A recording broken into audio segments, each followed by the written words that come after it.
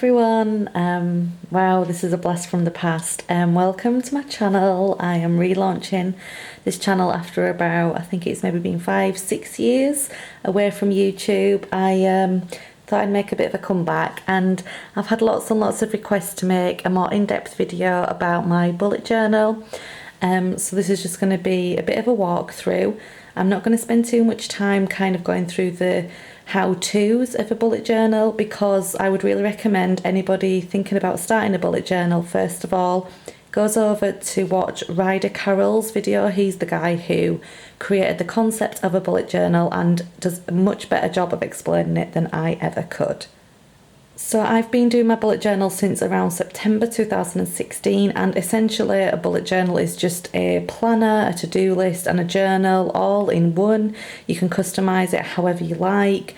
There are tons and tons and tons of videos on YouTube and posts on Pinterest that you can go and watch for tons of inspiration. But mine is a very minimalist bullet journal. I like to keep things very simple, and it has been trial and error. So I thought what I'd do is I would just walk you through my bullet journal, what worked, what didn't, what tools I use, so on and so forth. So I suppose we better get started.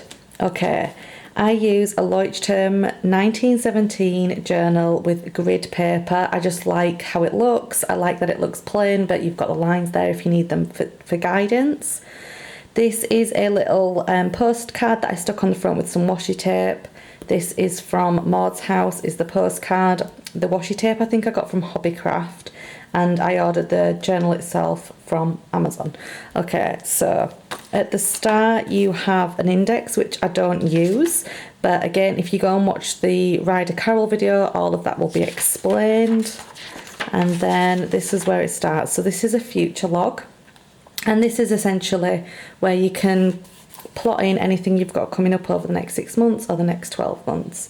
I actually made a mess of this the first time I did it. I wrote some of the days wrong, had to Tipp-Ex it out, got myself so stressed out about it. But honestly, one of the key things is to just not take this too seriously and try and make it look perfect. Just make it work for you. So this is how I did the first monthly layout. This is the style that Ryder Carroll advises you to use, where you just list the days of the month and then any tasks for the month, which is very simple. These were just some daily logs that I did. I tried a gratitude log, but this didn't work for me. I tried a spending log, but again, I couldn't keep up to it. This is another kind of weekly layout that I tried and I didn't like. I did this layout, which was my most kind of experimental layout, but it just took so long to do and it just wasn't usable. There wasn't enough space. I didn't really use it at all. So this is kind of when I started thinking I just need to keep this as simple as possible, because then it doesn't take me long to set up and it's actually working for what I need it to. So this is kind of an example of how you can get a bit overwhelmed with seeing everything that's so pretty and colourful, but the reality of it is, if it doesn't work for you, then it's pointless. This was a little doodle that I did for October, which I quite liked actually, but again, it took ages. And here is another monthly spread. I did some doodles, put some washi tape on there. Again, it looks pretty. This actually didn't take that long, but there wasn't enough room and it just wasn't functional enough for me. I did try again to do a gratitude log, but it just didn't work. So I decided after here just to kind of scrap this, because it clearly wasn't working for me. Another spending log that didn't work. And then this is a weekly layout, and this is kind of where I got into my groove and figured out this was really quick, really simple to do and worked well for me. So this was a bit of a turning point. Just kind of for complete transparency, look, everything isn't always neat and tidy and organised. This is just a quick packing list that I wrote because I just needed to get things down. So this is a reading list, a Netflix list. So these are called collections, and these are basically just lists of anything, things you want to work towards. It can be absolutely anything and everything. And then this is a weekly layout, and this is pretty much how I keep my weekly layout now. Just very, very simple, works for me. I have paper clipped a couple of pages together because there's some confidential information on there. Then I went through a phase of just writing out my lists like this. So I would do a to-do list for the week commencing, and I just write everything down that week that I needed to do.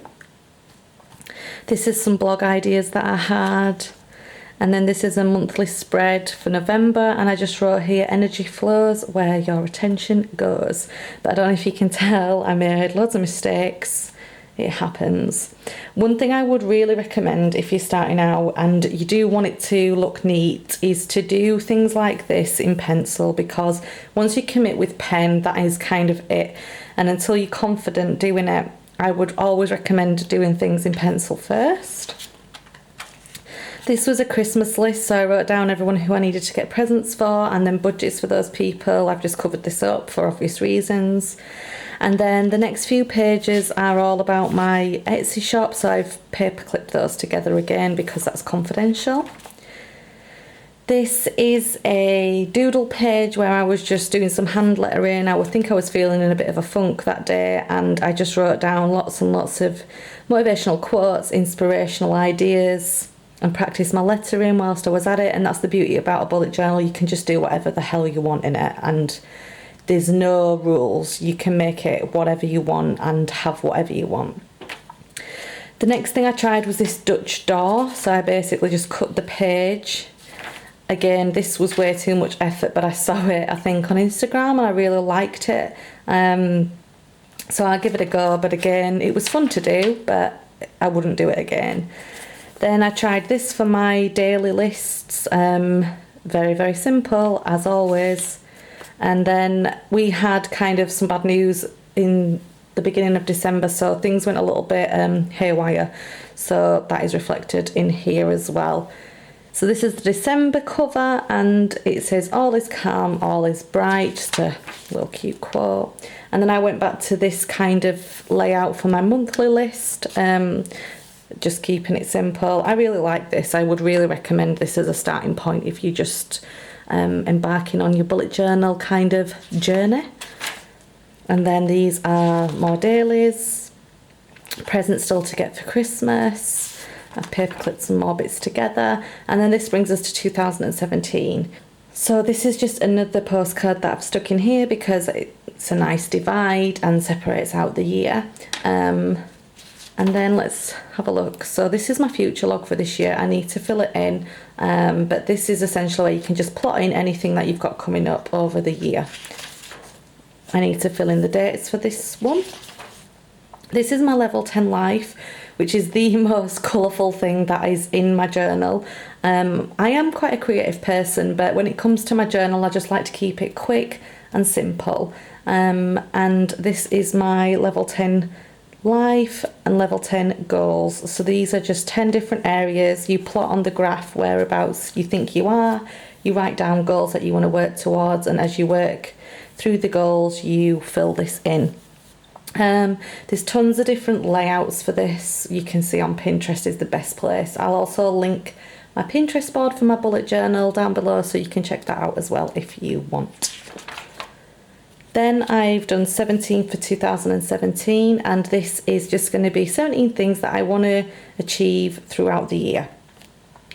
And birthdays, so I never miss anybody's.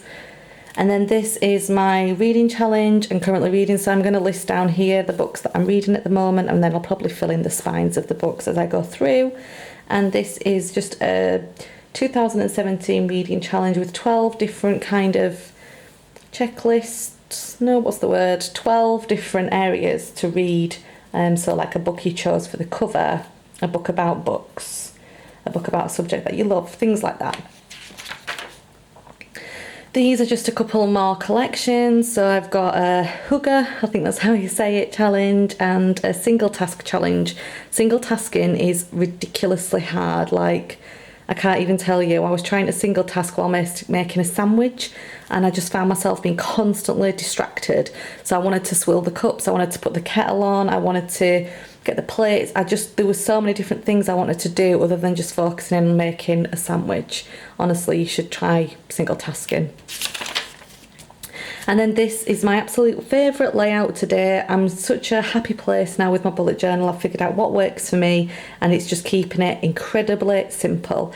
So I just use little dots on the dates that correspond to whatever it is happening that day, and they're in chronological order, so I don't ever get mixed up thinking, oh, which day is which dot, because I just list them in chronological order.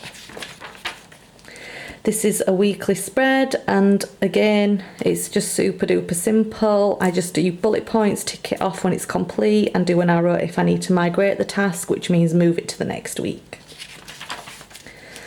And then this is last week, and again, it's just the same. I've just used slightly different lettering, but this is the layout that I will be sticking to going forward. It's very minimalist. It doesn't take long.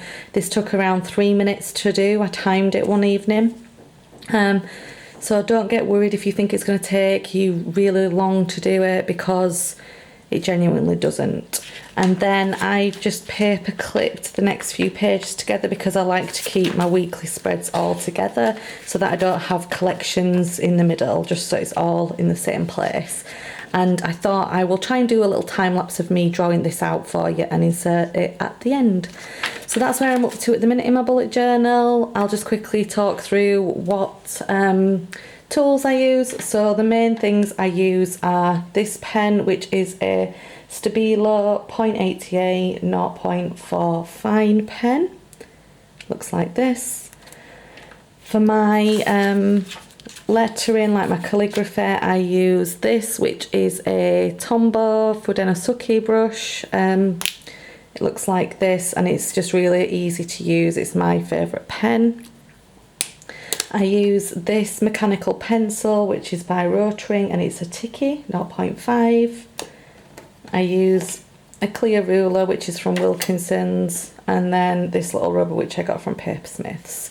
And that is it. I'll leave all of the links to everything below, and now I will set up this week's spread so you can see how I do it.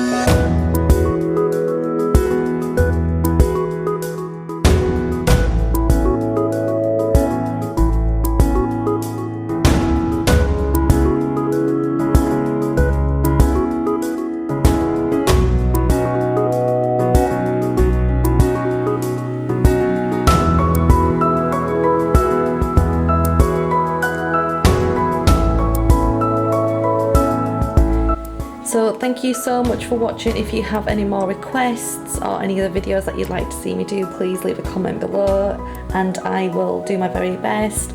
I would absolutely love it if you could subscribe to my channel and give this video a thumbs up, and I will see you next week for another video.